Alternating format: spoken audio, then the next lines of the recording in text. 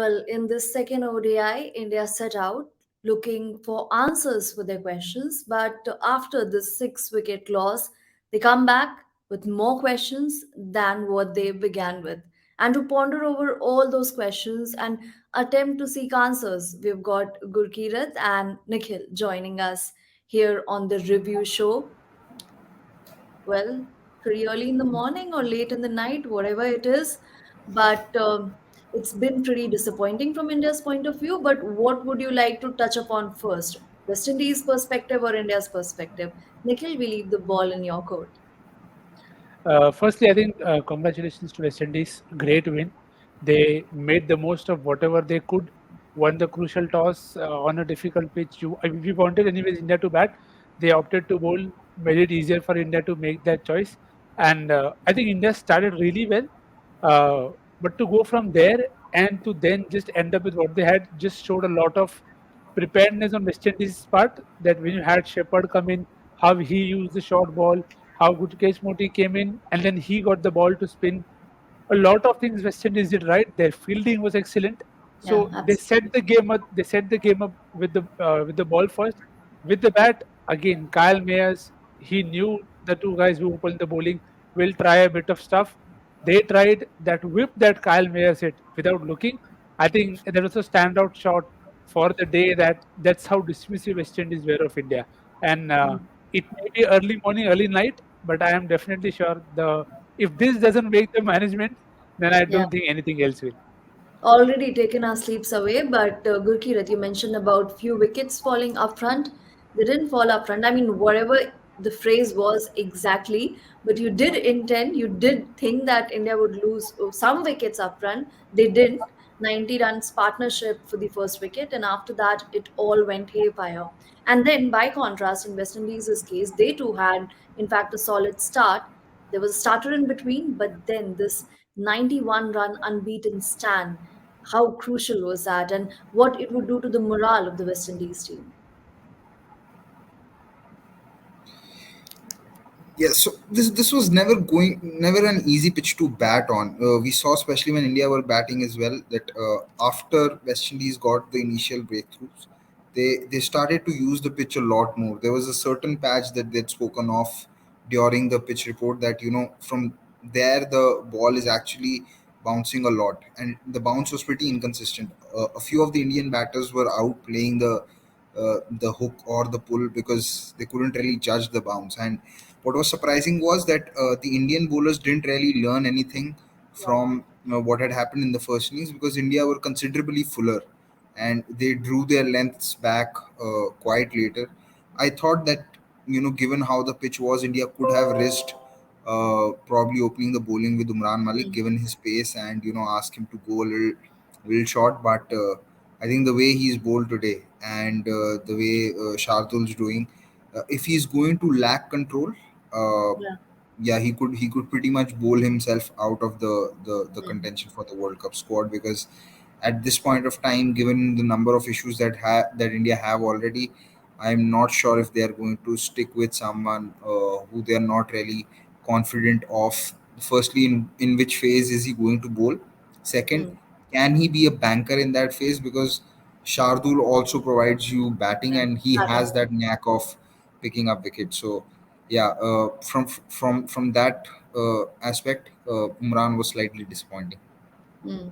You talked about that knack that Shardul has, and then that over where he picked up a couple of wickets. And we've seen him do that time and again. He comes in an over, picks up a couple of wickets, and changes the complexion of the game. But the game eventually did go in West Indies' favor. But much to ponder for India, like we mentioned earlier. Now, Umran Malik, of course, Gurkira talked about him and the lack of control being an issue. 24th over, he was brought in, and Sportsfan also has this concern about Hardik's captaincy in this game. We touch upon each of the aspects. But then again, there was a bit of control built by the spinners, and then that 24th over where Umran gave away 9 runs. Nikhil, how would you reflect upon that? See, I think in terms of the captaincy, it's not new, right? It's something that we've known in the past, and I wouldn't say this was something that surprised you in terms of the order of the people that who Yeah. was brought in when. because you knew the new ball will be taken by Hardik and Mukesh. Mm. He then had to go to Umran and Shardul from the other end, and then he immediately got to Kuldeep. Naturally, the finger spinners were the last option. So I Yeah. don't think he could have done anything different there. The problem with me, with this management for me, is the lack of adaptation to surface.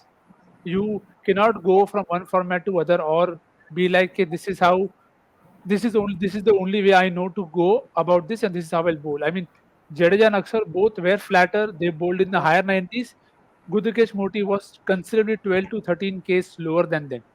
They saw what had happened in the first inning, yet there was no intent from either of them to bowl slow. Sometimes I think this you get into a zone where you think that okay, they will make a mistake, but the pressure was never so much, even after that wicket for Shardul, that they would make those mistakes. So I think it was disappointing for me that they got to 181, which I Mm. still thought was a fighting score.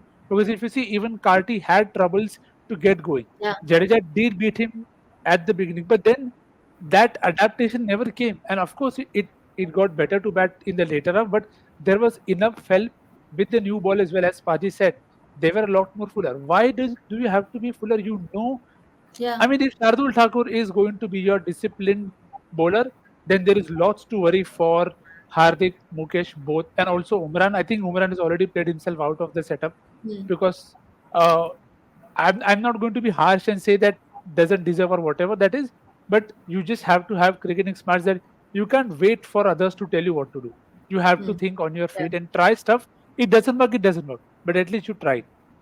Yeah. That's kind of reiterating Cloud Snaggy's. Just one quick comment. Umran Malik, is he just a speed sensation or does he have a future in international cricket? Future, certainly. We do expect him considering the pace that he has, but there are areas that he needs to work on. And once he's worked on them and established himself, even in the IPL, we saw this season, he didn't get a whole lot of opportunities, but yeah, he was struggling. Gurkirat, you wanted to make a point. Yeah, I just wanted to add on from what Nikhil was saying, that uh, even if they did, sometimes you could probably try and do what you know best, and with the with the likes of Akshar and Jadeja, that could be bowling a little quicker. But at the other end, they saw that someone like Kuldeep was bowling slower, and he was mixing it up, and he was actually putting the batters in under some kind of a trouble. Even Shea Hope was trying to play Kuldeep off the back foot because he was not sure how much will the ball turn, and to which way the ball will turn. So yeah, I mean, it just looked like Nikhil said, and it's this team not adapting to the surfaces is not something new. We saw that in the WTC final as well, wherein the plan to bowl short to Travis Head came much later, and then it Yeah. was abundant within 10 runs. So it's not something new. By this time, you expect this team to sort of at least get their basics right or do the basics right, and then uh, again, it's in some ways this game was similar to the last game. You talk about giving game time or giving chances to the ones who are in your reserves, but Akshar Patel bowled what, 3 overs in this game, Hmm. or two. So to 2 overs, I mean, what do you gain out of someone like Akshar bowling 2 overs in this game? It's very similar to choosing to bowl first in the last game, and then after having a low score, you just send people up to bat. That is not really a match practice or giving them game time, because uh, the key about giving game time is that you are sending the players in those situations where you expect them to do well during the crunch time, right? You're setting up the scenario or simulating the scenario, something like that, and that hasn't been the case. I feel so far in these two ODIs. You know what's heartening though is that it's pretty early, and yet we have so many comments, people so interested in the conversation. Sagar, though, says that Gil Paji, hope you're happy with Akshar playing at number 4. Sad to see the best batsman of this format among youngsters, that's Gaikwad, not even playing. So sad. I mean, just underlining and drilling in the message that he's actually very upset. But now, talking about Akshar, I mean, Gurkirat, again, I'd come back to you. Sushant says, Paji, talk about our batting. 180 is a dismal score. Let's not start bashing our bowlers right away. We'd get back to the batting. But again, Akshar Patel, and of course, include Akshar in that conversation about batting. Now, as a DC fan as well, you keep talking about the the rationale for Akshar batting slightly higher up. And remember that game when he did bat higher up the order, he didn't get a lot of runs. And same thing happened today as well. Is it the fact that he thrives down the order, or do you think this is an aberration? Or what is your take on what can be an ideal position for Akshar if he's a par of 11, India 11 consistently in the format? See, sample space is too low to say Yeah, that he won't succeed if he bats higher up. I thought the idea was right because there were two spinners who were going to turn the ball into him. And he's been better as a left-hander versus spin as compared to someone yeah, like Ravindra Jadeja. But like I said, uh, the way Romario Shepherd and Alzari Joseph were bowling, especially the lengths that they were bowling once they figured out that what was the ideal length to bowl on that pitch, it was just difficult facing them. You saw his dismissal. yeah. Uh, it was not. I mean, it was not a shot that you could say that it was a loose shot. He was trying Hmm. to get out of it, but the ball kept rising. You could say a similar thing for someone like Sanju Samson. I Yeah, read a few tweets where, oh, he's thrown it away, but that was not throwing it away. yeah, The ball absolutely. spun a mile. Hmm. So uh, I think West Indies actually bowled well after they got that first wicket. And yeah, they were the wicket of Ishan Kishan was completely manufactured by the fielder. I mean, that ball should have gone to a boundary, and I don't blame Ishan Kishan for that shot. Hmm. But yeah, that can happen. And then from there on, the awkward bounce would just really got Indian batters. Whether you look at Hardik's wicket Yeah. or you look at Jadeja's wicket, uh, Surya Kumar Yadav didn't sweep, but again, or out to a left-hander. And Hmm. probably on a pitch like this where the bounce was uncertain, maybe playing square was not a great idea, especially given the situation. Because despite him not being his extra event himself, he's still going at a strike rate of around 100. So maybe he could have avoided some risk at that point of time. But I think he's not been able to find that tempo which we have discussed earlier with regards to Surya. Hmm. We'd get back to Sanju Samson's dismissal. Now, of course, throwing it away is a term that has been associated with him for quite some time now. But today he was just trying to get out of the way. And it's kind of ironical because he was trying to be safe in that scenario and was dismissed. And again, like I mentioned earlier, there are very opposite, polar opposite opinions about Sanju. Where again do you think this discussion is heading with regards to Sanju, considering his performance today? Nikhil. See, firstly, I hope he plays this game because if India drop both Akshar and Sanju from in the 11, then I don't think there was any point of any of the three games. Yeah. Because if you are here to just win the series, then you should have played the winning three in the World Cup combination in all three games. If you are here to experiment, then you are hating to lose, but you are risking that it's okay if we lose, but we want to see what these players can do. Then you have to give them that extra game time. The reason for me also saying why I expected more from the bowling is because of the preparedness of West Indies. That okay, they knew Samson has had issues versus leggies, they got the leggy on. They know Hardik has had trouble starting versus pace at times. If they bowl short, they got that short ball to him early. They know Sanju Samson, Surya has issues versus left arm spin. They got that. So the plans were set in stone. You saw how Jadeja also got out to Shepherd. It looks like there was specific plans for specific players, and they executed them very well. So it can happen, and there is very little for Sanju and Aksar to be read into those dismissals. As Padi said, both dismissals were not of poor shots or Yeah. wrong shot selection. It was a good ball that got them out. So that is too less to judge their batting potential. So hopefully both of them get good enough game. Now I don't know where Sanju is fitting in that final 15, but if he's part of their minds, if he's part of the 15, then he should get another game and he should bat at the same spot that he did today. Hmm, interesting. Now, earlier on in the conversation, we were talking about India drawing lessons from West Indies' bowling plans. Now, of course, spinners did well, and that was also visible in the first game as well. But today, like you mentioned, Nikhil, of course, it made sense for Kuldeep to come before the finger spinners. But then Kuldeep as well came only in the 12th over, and the finger spinners as well came pretty late. Your take on it? Okay, Cloud Snaggy says, is Kuldeep prospect for the World Cup squad? Is UZ doubtful? So, both the questions, Gurkirat, your response to it. As far as Kuldeep is concerned, I think he's certainly the number one wrist spinner at this point of time. Uh, Chahal may make it if India go decide to go in with two wristies. He may not if India want to go in with one. And at this point of time, it's very difficult to say if they go in with two or one, because I think a lot would depend upon who do they look at, who do they pick between Shardul and Akshar. At this point of time, Shardul is ahead in the pecking order for sure, and I do see him making the squad. But then, if they feel they really need that another left arm spinner or a finger spinner, then someone like Chahal could miss out. So I think there is this one spot that would probably get decided at the end. If everyone's fit, I believe around 13 to 14 players pick themselves up Hmm.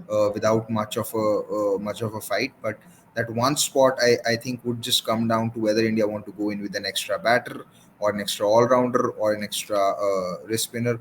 We don't know. So it would just probably come down to that. And the question before that, would Rohit and Virat come back? There's a good chance they do, because Yeah. because if you look at the result, the headlines could really be that the host of the World Cup have lost to a team that has not qualified for the World Cup.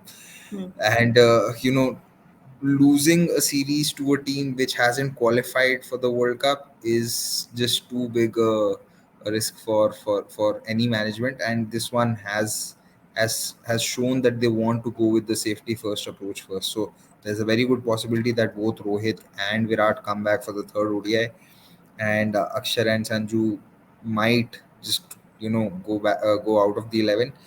I'd be very, very surprised if it doesn't happen, given what all has transpired in the last 1 year from the World T20. So yeah, and like Nikhil said, if that happens, it essentially gives you nothing out of the three ODI series, which probably takes us back to the point that we had discussed earlier, that would India have been better prepared, or would it have suited India a lot more had they played an ODI series versus Afghanistan, a team that has already qualified for the World Cup? Because if you don't gain anything out of this series, it's really a waste of time for everyone, and it just shows that how muddled the thinking is at this point of time, and how much is there a lack of conviction in plans or in ideas, that it just takes one bad game or one result that you are not expecting to make you go back to the safety first approach once again.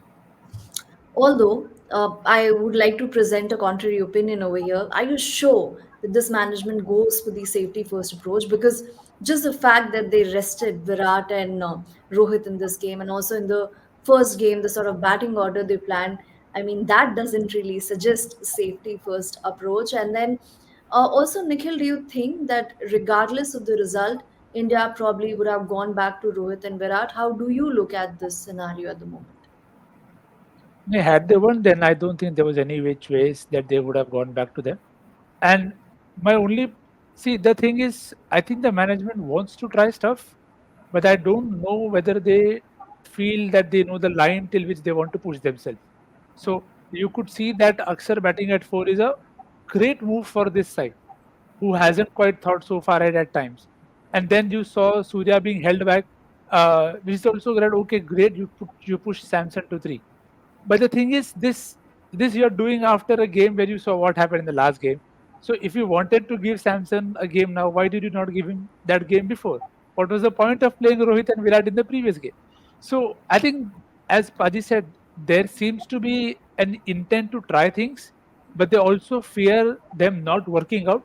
So it's kind of not helping them go at it with whole heart. As Paji said, the conviction is not there to pull it off, that it's okay, we are happy to lose to a side like West Indies who may not have qualified, but at least we gained this. So at this point of time, I don't mind not playing Afghanistan because they've learned the same lesson from a different or even a better opposition who's not won against India since a long time. So uh, plenty of them, plenty of open things. Again, this feels like a circle. We've talked about all of this very repeatedly in whatever has happened in the recent past. It just feels like they are seeing it, but they just feel that come the World Cup, if Shreyas and KL come back, Yeah. this will not be a problem. Hmm.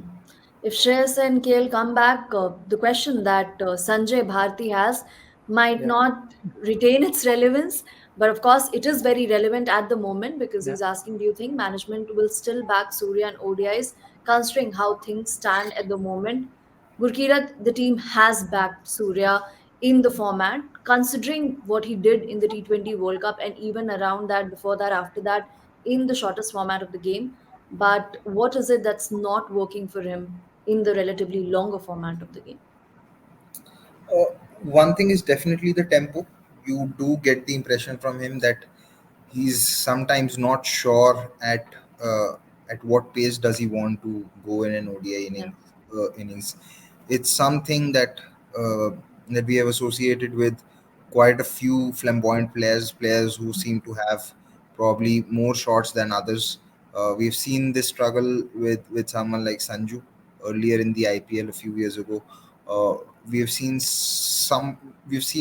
phase where even Rishabh Pant went through yeah, somewhat similar scenario where he would get good starts but he would not convert it. And it's been, in parts and in phases it has happened to the likes of the Glenn Maxwells and Joss Butlers too. So probably it's that. But the biggest downside right now for Surya Kumar Yadav and the Indian team right now is that it's happening just too close to the World Cup, and it's compounding all the pressure. Maybe if it was happening in, say, 2021, it wouldn't have been as much of a headache, because you would have had some time to try him out and see. And somewhere you'd have to say that Surya himself is also to be blamed for these yeah, returns. And yeah, what also hasn't helped is the injuries have sort of also played a part in Surya not batting in a position where I believe the management wanted him to. Because uh, you see what happened in the Australia ODIs. He came at number 4, and then he was held back. Before that, versus New Zealand, in that game where Shubman Gill scored the double ton, he came into bat at around, I think he came into bat at number 6, and he had gotten a start. He had scored a 30, and I believe number 6 is where they probably see him as a fit, but they're not able to try him at number 6 because of various permutation and combinations that are happening right now. And yeah, so it's left all of things in a bit of a lurch right now. So if Surya gets a game, he has to make sure that he makes his next innings count and hmm, score something substantial, or else, yeah, the outside noise and the pressure might yeah, just get to the management, and then they might just hmm, replace Surya with Samson or someone else. uh, I'm not going to buy this that, oh, the outside noise doesn't affect them, because it clearly yeah. does. Hmm. He does bring in that X factor, but again, the numbers haven't spoken in favor of him in the last few months in the format. Now, Sagar probably read my thoughts. His question to Paji and Nikhil is, it's a small sample size, but given 2 matches, Kishan is the best batter, but he's nowhere near to have tempo for ODIs. Your thoughts? Now, again, with Ishan Kishan as well, in T20s too, he's done well. But Nikhil, he does take his time, and it's not like he goes hammer and tongs even in that format. So, do you think, at least in ODIs, it's a format that suits him because he does get that time? But again, having said that, there's also this question that the desire to bat longer is something that India would want to see from him.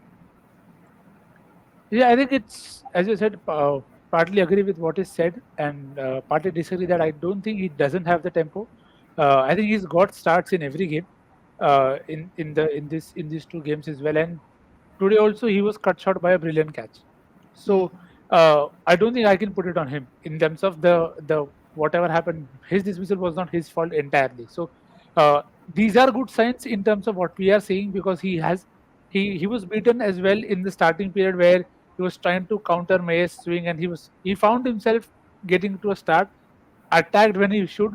So it looks like he has the different shots that he wants to quietly get into 50s as well. Now the next step for him is to make sure whenever he gets these 50s, converts them into bigger scores. Hmm. But again, it's a very short sample size, and he's already got enough good scores. Now, my only concern here is make him open only. Do Hmm. not take this streak for granted that if he's getting starts, see where he's getting starts. He's getting starts when he's opening the batting. Yeah. So if you then suddenly say that okay, Surya is not working, let's put Kishan down the order, please don't do that, because then you will end up spoiling the combination for everyone. So Hmm. hopefully he remains as the backup option for them, and if he can continue to get starts, I don't think it is a problem, because now even Gill is not getting those big Yeah. starts. So you see, it's like India wanted one problem.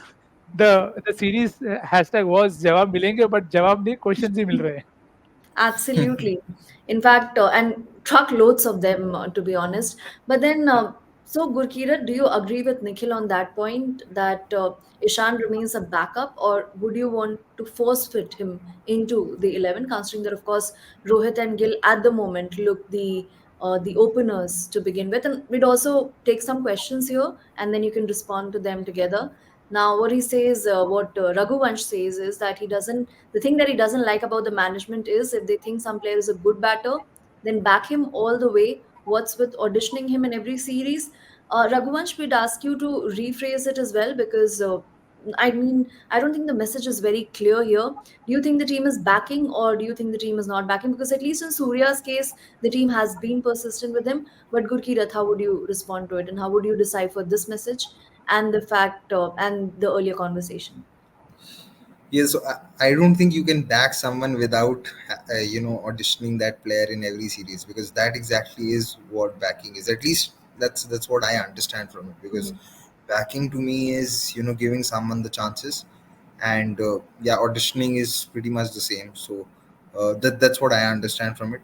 As far as Kishan is concerned, I tend to agree with Nikhil that uh, he should remain a backup opener, or he should only be considered for the opening spot if you wanted to see him as a, because when the lineup was announced for the first ODI, it did look like that Kishan will bat in the middle order with Rohit opening and Kohli batting at three. And yeah, I was like, I wasn't on board with it, but if you had to try that idea, you should have done it in these three games. Uh, you haven't done it in two games, so I don't know what's the plan now. But yeah, so far he's done well in opening.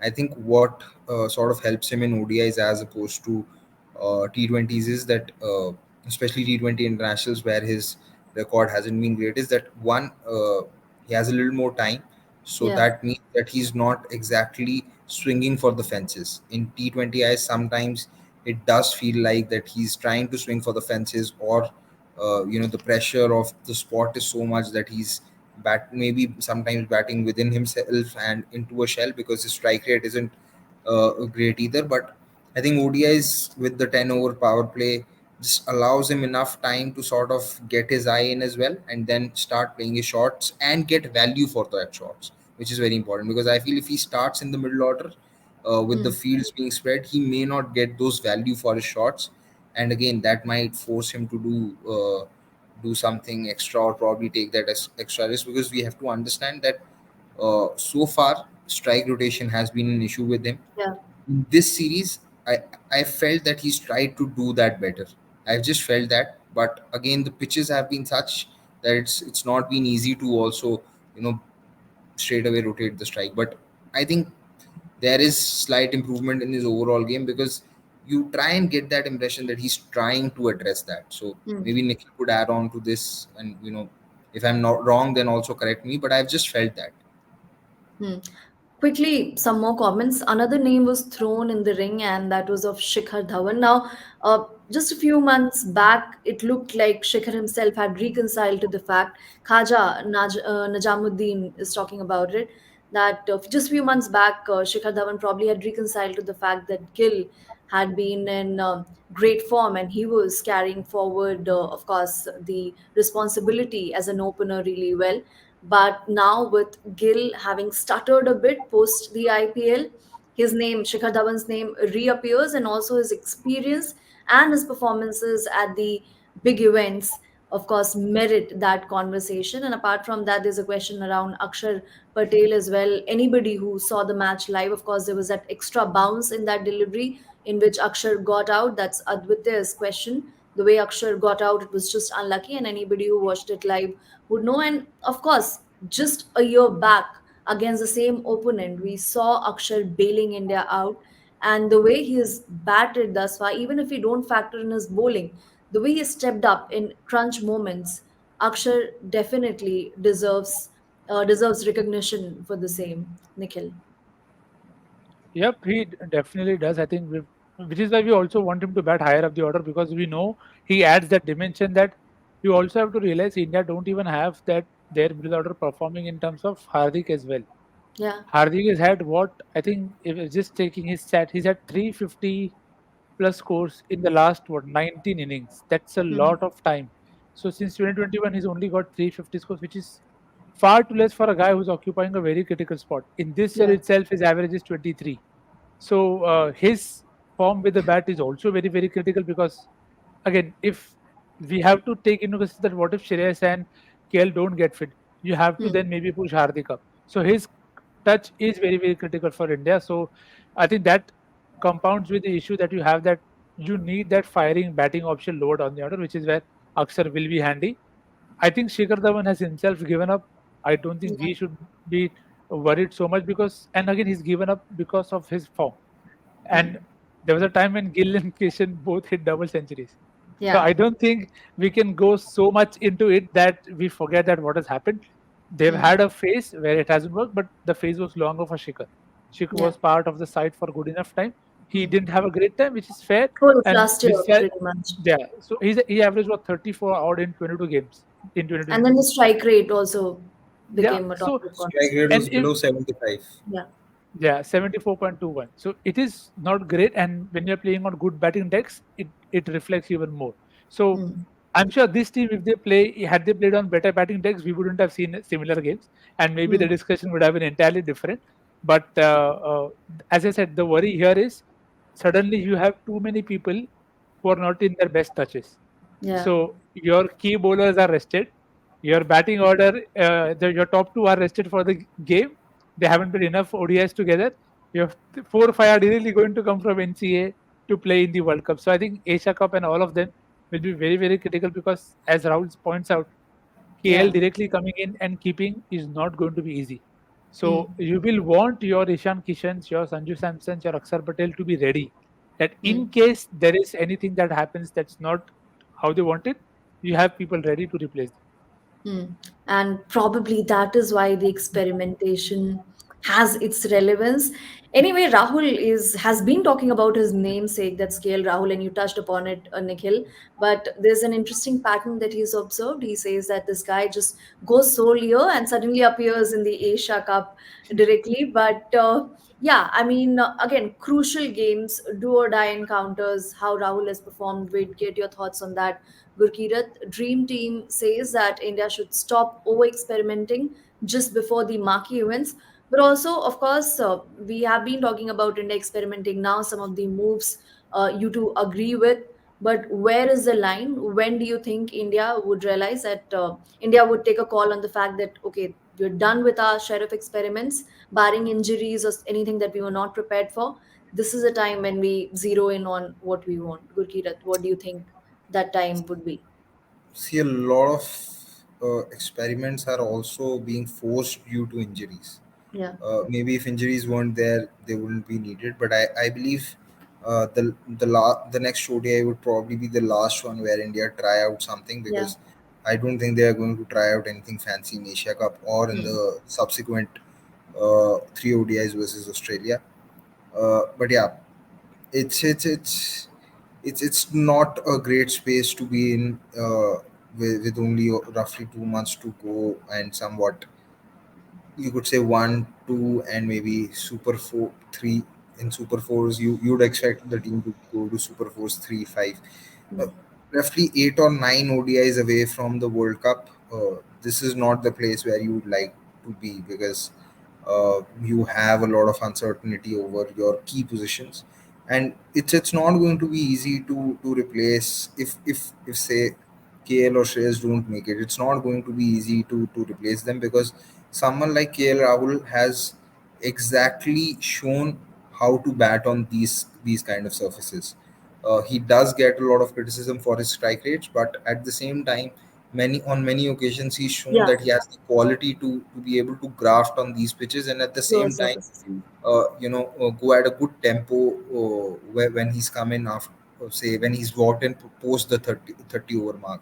And similarly with Shreyas, on slow pitches, you've not seen him struggle that much. Hmm. Last year, India were playing South Africa in Lucknow, and Hmm. India were four down quite early, and the way Shreyas played in that Hmm. game was one of the best I've seen him bat. So it's not going to be easy for anyone who comes in. And right now, like Nikhil said, maybe if the if your main players who were assured of playing in the 11, if they were in better touches, maybe things could have been masked a bit, or maybe you would have had some breathing space somewhere. But with Hardik also not scoring runs, Yeah.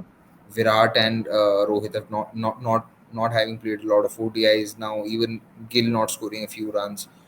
There are problems everywhere, and when you find yourself in this situation, you're not really sure what you want to address first, because Hmm.